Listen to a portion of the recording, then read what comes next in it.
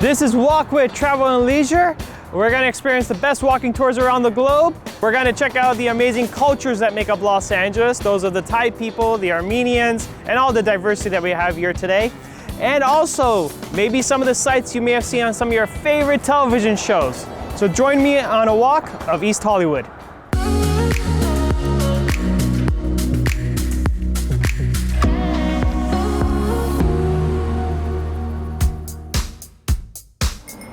So first of all, the history of East Hollywood. It was established in 1887 as Prospect Park. It was renamed to East Hollywood in 1900s. This became a place where people started filming movies such as Intolerance by D.W. Griffith. Later on, we had educational facilities, hospitals opened up here, we were connected to the Red Car Network, and now today we've become a very diverse neighborhood of different cultures. So now we are in the Thai town part of East Hollywood.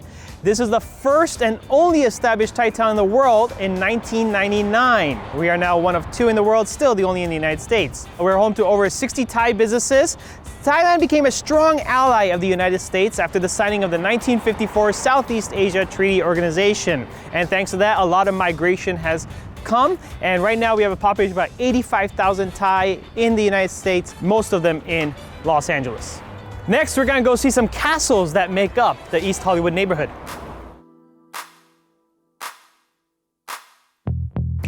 So we are at the Little Trianon Apartments, opened in 1929, built by architect Leland Bryant. As you can see, it's built like castle structure, which was influenced by British and French architecture, mostly defined by cylinder towers capped with roofs. This style popularized in the late 1800s and carried forward to Hollywood set designing. So then people started commissioning buildings that looked like what they saw on film.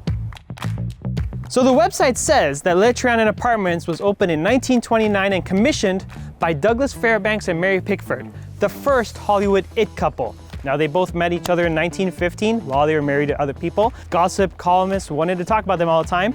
They eventually decided to marry each other. They were friends with Charlie Chaplin, D.W. Griffith, who all four of them helped form the United Artists Company. They only filmed in one movie together, which was The Taming of the Shrew in 1929, and due to each other's jealousy of their successes, they eventually divorced and remarried other people. Now the fact that they lived here has been disputed, but just to show you how popular they were, they do like to use their names to say that they lived in this two-story penthouse at the time, and this was commissioned by them. But again, that claim has been disputed. So we just talked about castle architecture here from the 1800s.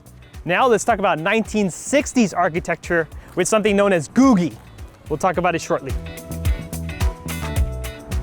So here we are at the Hollywood Premier Motel. Now this is a motel.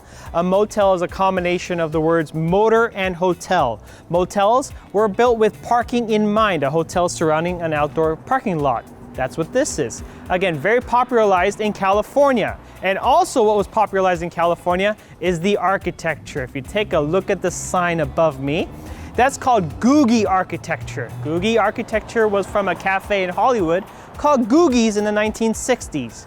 And they used elements of curvaceous geometric shapes, bold use of letters, a very futuristic theme. The most common example you may have seen was a Jetsons television cartoon show.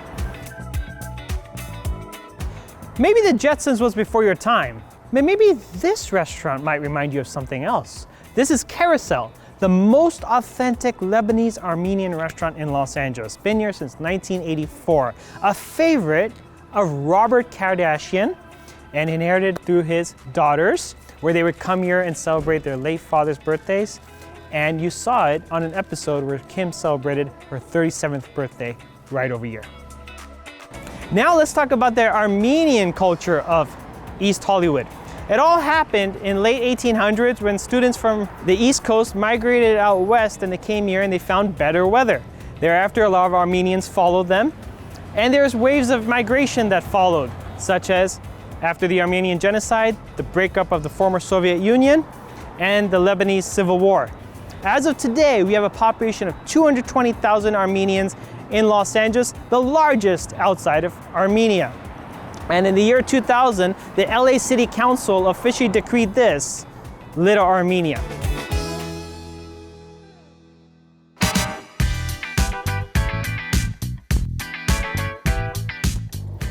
Now let's talk about the first tourist attraction of Hollywood. And no, it doesn't deal with entertainment or actors. It deals with Paul de Longpre. Paul was born in Lyon, France in 1855. He went to New York by 1890. He had an exhibition of floral paintings, which earned him instant recognition and fame. And by 1899, he comes out to Los Angeles. He lives 3 miles west of here at a home at the corner of Hollywood and Cahuenga, which becomes known as the first tourist attraction of Southern California. Trolley lines were built out to service his home. People would get off the trolley, they go inside, they see the floral paintings, they buy the paintings, they see his rose garden. Now, Paul de Longpre did pass away by 1911. His family moved back to France by 1920s, but his legacy still lives on.